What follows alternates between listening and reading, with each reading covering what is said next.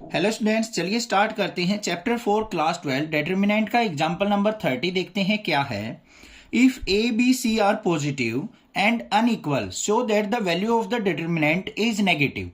हमें यहाँ पे क्या दे रखा है, ए बी सी जो है पॉजिटिव नंबर है और अनइक्वल है। तो हमें बताना है कि इस डिटरमिनेंट को अगर आप सोल्व आउट करते हो तो इसका रिजल्ट नेगेटिव आएगा। अब हमें क्या करना है, बस इस डिटरमिनेंट को सिंप्लीफाई करना है और देखना है कि हमारा रिजल्ट नेगेटिव आता है या पॉजिटिव आता है।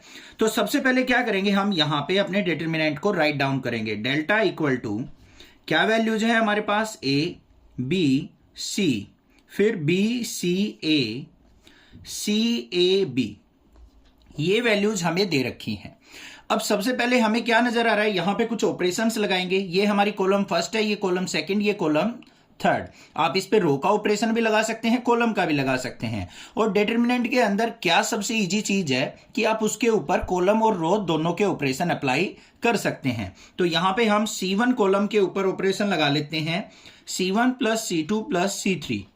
आप R1 पे भी लगा सकते थे, R1 plus R2 plus R3, कोई प्रॉब्लम नहीं है। तो हमारे पास क्या आ जाएगा, डेल्टा इक्वल टू ये हो गया हमारे पास A प्लस बी प्लस सी, फिर यहां पे B और C, फिर ये क्या हो जाएगा B plus C plus A, और ये C और A आ जाएगा।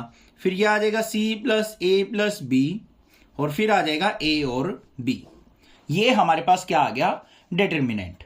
ठीक है, अब इससे आगे देखो, ये a प्लस बी प्लस सी है, ये भी a plus B plus C, ये भी a प्लस बी प्लस सी, तो इसको हम कॉमन ले सकते हैं। तो डेल्टा इक्वल टू क्या आ गया, a प्लस बी प्लस सी, बाहर आ गया हमारा, अंदर क्या आ गया, यहां पे 1 b और c, फिर 1 c और a, फिर 1 a और b। अब इस डिटरमिनेंट को हम क्या करेंगे, एक्सपेंड कर लेंगे। क्या करेंगे बच्चों, इसको एक्सपेंड कर लेंगे। किसके अलोंग एक्सपेंड करें, वो चीज हमने यहां पे ध्यान से देखनी है। एक्सपेंड करने से पहले हम देखेंगे, यहां पे देखो ये 3 1s हैं, इनमें से किसी 2 को हम क्या बना ले, 0। या तो यहीं पे एक्सपेंड कर लो, कोई दिक्कत नहीं है, बट उसकी कैलकुलेशन थोड़ी सी डिफिकल्ट हो जाएगी। इनमें से या तो इन 2 को 0 बना लो या इन 2 को 0 बना लो, तो ऐसा ऑपरेशन लगाएंगे। ये हमारा R2 रो है, ये R3 रो है, तो हम R2 और R3 को क्या कर लेते हैं, 0 बना लेते हैं। तो R2 और R3 पे ऑपरेशन लगा लेंगे। R2 goes to R2 minus R1 कर लेते हैं, और R3 पे ऑपरेशन लगा लिया हमने, R3 goes to R3 minus R1। तो फाइनली हमारे पास डिटरमिनेंट क्या बन के आया, a plus B plus C, ये तो बाहर था, और ये हमारी first row as it is रहेगी, 1 b और c। 1 माइनस 1 क्या हो जाएगा, 0। c माइनस a क्या हो जाएगा, c माइनस a, इसको ब्रैकेट में ले लेंगे, फिर a माइनस b हो जाएगा।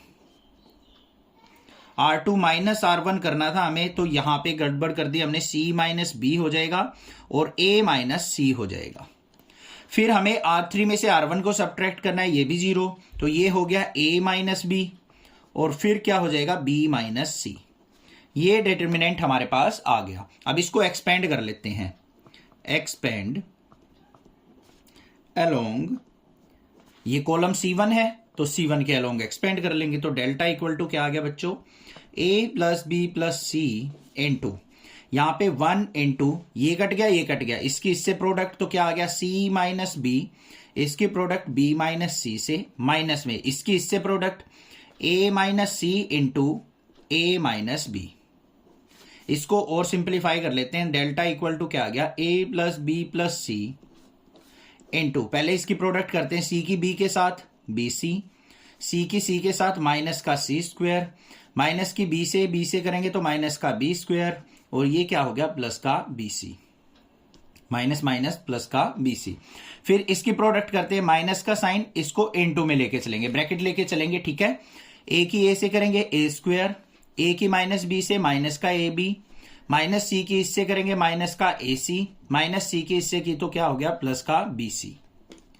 अब यहां पे माइनस साइन को अंदर लेके जाएंगे, तो हमारे पास क्या हो जाएगा, delta equal to a plus B plus C into, यहां पे देखो माइनस का स्क्वायर, माइनस अंदर जाएगा तो ये साइन चेंज हो जाएंगे, कैसे, bc माइनस का c स्क्वायर माइनस का b स्क्वायर प्लस का bc, माइनस अंदर गया तो माइनस का a स्क्वायर प्लस का ab और प्लस का ac और माइनस का bc।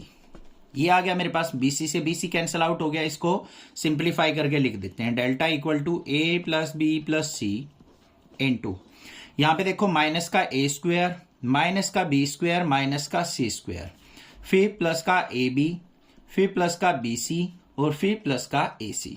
ये आ गया। अब इससे फर्दर सिंप्लीफाई करना है हमें, तो क्या करना पड़ेगा, यहां पे delta equal to A plus B plus C। अब बच्चों हमें इसको नेगेटिव दिखाना है, तो हम क्या करेंगे, यहां से नेगेटिव कॉमन ले लेते हैं। ले लिया, नेगेटिव जैसे ही कॉमन ले लेंगे तो हमारे पास यहां पे क्या हो जाएगा, माइनस का A स्क्वायर था, ये क्या बन गया A स्क्वायर, ये क्या हो गया प्लस का B स्क्वायर प्लस का C स्क्वायर, ये टर्म क्या हो जाएगी माइनस का AB माइनस का BC और माइनस का AC, ये टर्म बन गई हमारे पास। अब इसको आगे सिंप्लीफाई करने की बिल्कुल भी जरूरत नहीं है। कहीं ये सोचो कि जैसे बुक में कर रखा है एग्जांपल में कि 1/2 से मल्टीप्लाई करेंगे, वो करने की जरूरत नहीं है, हमें बस इसको रिजल्ट को नेगेटिव शो करना था। तो यहां पे क्या हो गया हमारा, hence value of determinant is negative. बस ये नेगेटिव शो करनी थी हमें, और कुछ भी करने की जरूरत नहीं है। आई होप क्लियर हो गया क्वेश्चन। इंपॉर्टेंट क्वेश्चन है, इस तरीके का क्वेश्चन एग्जाम में पूछ लिया जाता है। चैनल को जरूर सब्सक्राइब करना। Class 8th 9th 10th 11th के बच्चों को भी नेक्स्ट क्लासेस के बारे में जरूर बताना। Thank you students for watching next classes video.